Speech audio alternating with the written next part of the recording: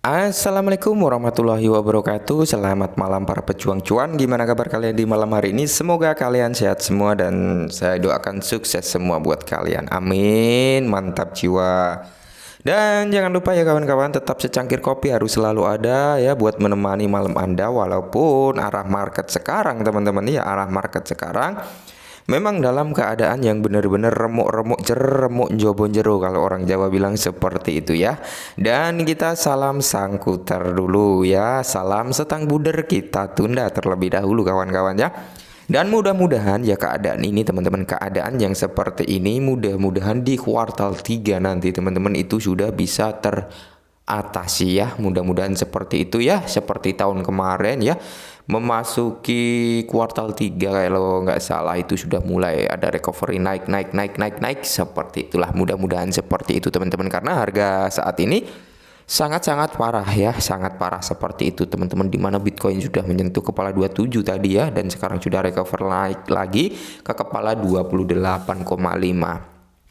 Dan di sini yang parahnya juga Luna teman-teman, dimana itu top 10 loh sampai turun drastis seperti itu teman-teman. Oke, di kesempatan malam hari ini saya akan membahas perihal si Bryce ya. Mana si Bryce ini?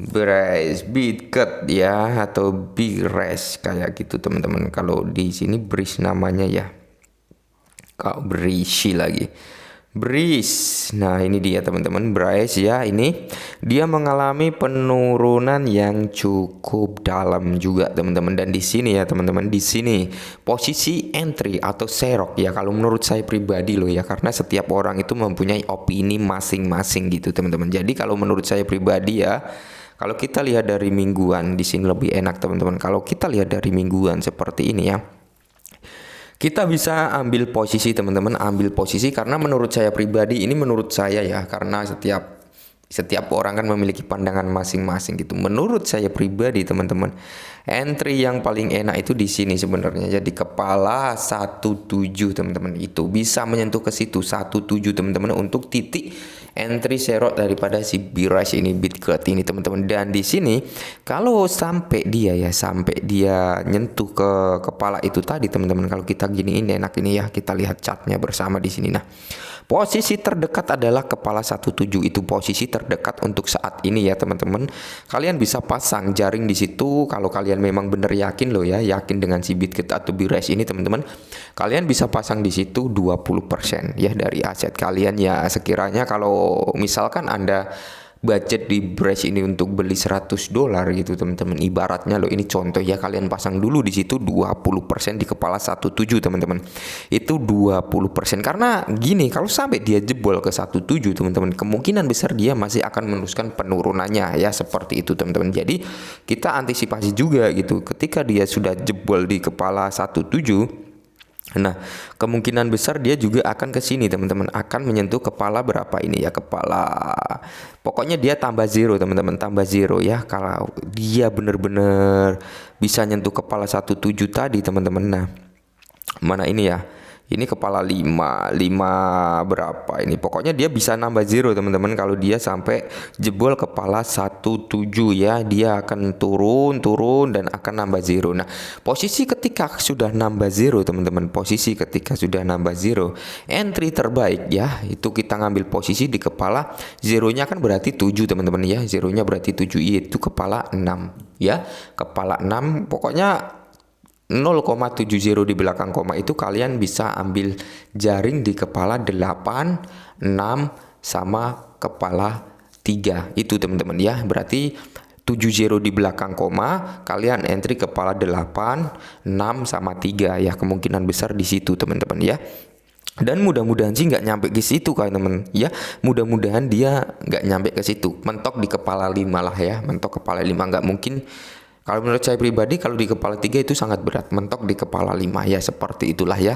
Kita ambil posisi seperti itu untuk si Bitcut atau Bryce ini. Ini kalau menurut saya pribadi loh ya. Karena di sini setiap orang ya, setiap orang itu memiliki pandangannya masing-masing ya, perihal token Bryce ini teman-teman. Memiliki pandangan masing-masing, memiliki caranya masing-masing, memiliki open posisinya masing-masing. Kalau ini tadi adalah open posisi saya gitu teman-teman, dimana saya akan pasang 20%, terus 20% baru 30. Nah, totalnya jadi 100% dari aset yang akan saya belikan di Bitget ini teman-teman, karena saya budget dari Bires ini ketika dia benar-benar soar turun sampai tambah zero ya, benar-benar soar, benar-benar tambah zero menjadi 70, target saya Xerox sebesar 1M token. Nah, seperti itu teman-teman ya. Kalau 1M token itu sekitar 100 berapa ya, 140-an lah ya, 140 dolaran teman-teman, seperti itu. Jadi nggak nyampe 200 dolar ya. Itu open posisi yang saya ambil teman-teman, dan saya sudah tebar benih di situ ya, tinggal mana yang akan terbuai gitu ya.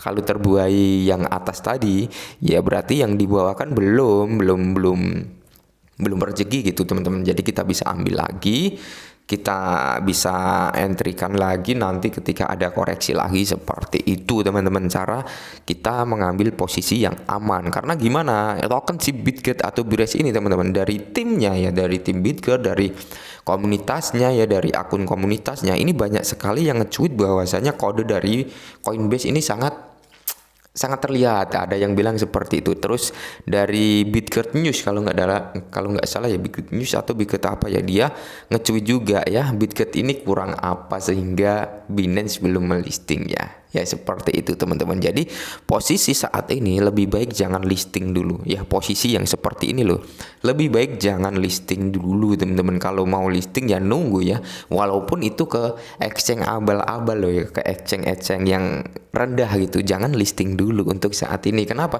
Karena di situ nanti juga sama aja teman-teman, dari tingkat ketakutan orang ya, tingkat investor yang mau masuk ke dalam cryptocurrency ini masih sangat ekstrim gitu, ketakutannya masih sangat tinggi. Dia listing di exchange abal-abal pun mungkin kemungkinan besar itu nggak akan mendongkrak dari volume perdagangan daripada si Bitget ini sendiri gitu ya.